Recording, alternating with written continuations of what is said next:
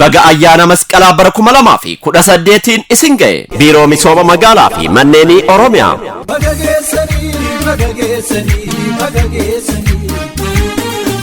biiroo misooma magaalaa fi manneenii Oromiyaa magaalota naannichaa ammayyeessuu fi misooma saffisiisuun jiruu fi jireenya uummataa fooyyessuuf ergama kennameef qabatee hojjechuu irratti argama. Eeyyeen biirichi tarsiimoowwan garaagaraa bocuun magaalonni Oromiyaa iddoo jireenyaaf mijataa fi filatamoo akka ta'aniif karoora xiiqii baasee hojjechuu irratti argama. Galmoota magaalaa afur wabii nyaataa lammiilee mirkaneessuu, intarpireenarummaa guddisuu, tajaajila ammayyeessuu fi ogummaa dagaagsuuf hojjechuun biiroo misooma magaalaa fi manneen Oromiyaa magaalonni keenya karaa duudhaa fi eenyummaa uummata Oromoo dagaagsuu danda'aniin akka addunyaa fi Afrikaatti dorgomaa akka ta'an hedduminaan horachuu kaayyeeffatee hojjechaa jira.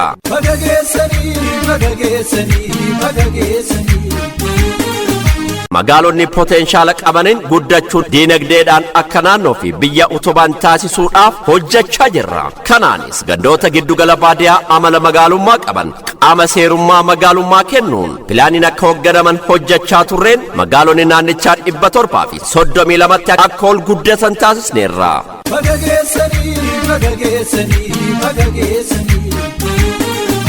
maal kana qofa hojii misoomaan inisheetiivota magaalaa gurguddoo kanneen akka wabii nyaataa mirkaneessuuf qonna magaalaa bal'inaan qindeessuu kilaastara misooma beelladaa ijaaruu manneen qusannaa ijaaruu iddoo jireenyaa mijataa taasisuu misooma paarkiiwwan magariisuu ijaaruu industirii godoo misoomsuu kanneen tajaajila mana qopheessaa ammayyeessuu fi sosochii duula qulqullina hawaasaa qabateen fayyadamummaa uummataa mirkaneessuuf raawwatameen raawwii olaanaa galmeessuun danda'amee jira.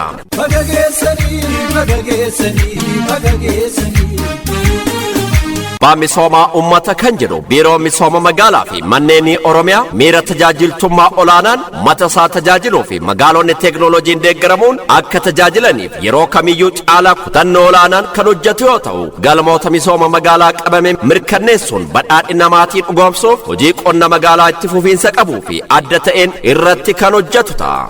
Ayyaana gaarii biiroo misooma magaalaa fi manneenii Oromiyaa.